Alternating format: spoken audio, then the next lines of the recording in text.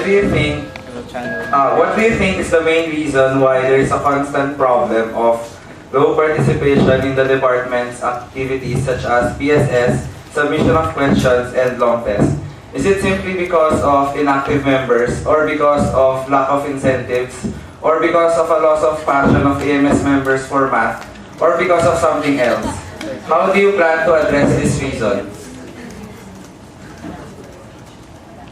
Actually, among the reasons you stated kung bakit nawawalan ng passion or kung bakit walang submissions nangyayari sa mga each and every pool, kung bakit nagiging inactive sila, is actually, I believe na yung mga reasons na state mo, yun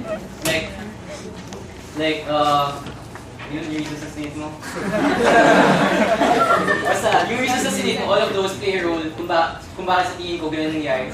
Yung problema naman doon is not that they're that inactive, it's just that I believe na kaya pa silang hilahin. Hindi naman kasi yung trust nung pool vision ko. Yung, sa pools, gumawa ng deputies, to give them a chance to step up. So, sinabi ko din kanina na AMS is not part of their weekly routine. Na tipong, out of each, yung tipong, okay, may event na ganitong month, may event na ganitong month.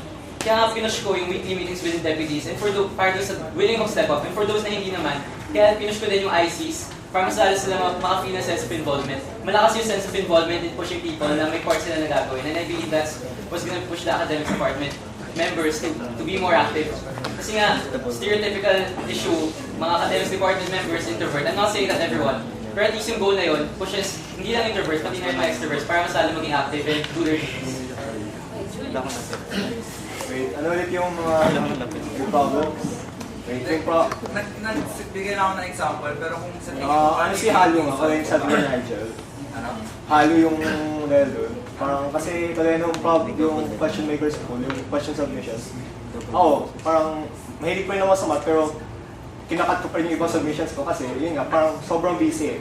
So parang at saka sobrang tiring. Kaya for that, parang yung sulat ko is to give them incentives. And for others, like kagaya ng problem solving seminar, minsan talaga parang busy yung tao or parang nawawala nga yung passion kasi parang seminar siya so tuturo na naman ng math class buong araw nag-aaral na tayo dito parang so parang nawawala ng passion yung iba.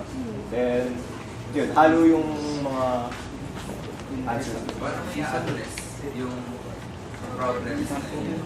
Yun, so parang kagaya sinabi niya, parang help them to be more active, to help them to reach out to them kasi parang normally when you reach out to someone, he will parang respond to you. So parang magkaroon ng mutual na relationship. Okay, so thank you, Russell.